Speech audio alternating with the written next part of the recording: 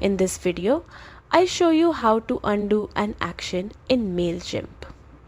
Mistakes happen, maybe you changed text, swapped an image, or adjusted a layout. And knowing how to quickly reverse it can save you time and stress. Once you log in, head to the campaigns section and select the campaign you're working on.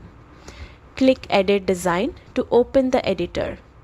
This is where you create and customize everything. Inside the editor, look for the Undo button.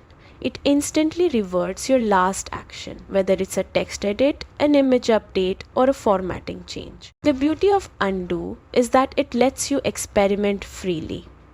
Try new layouts, test different visuals, and if you don't like the result, just step back with a single click. And that's it, you've learned how to undo in Mailchimp, a simple but powerful tool to refine your campaigns with confidence. Thanks for watching and happy emailing.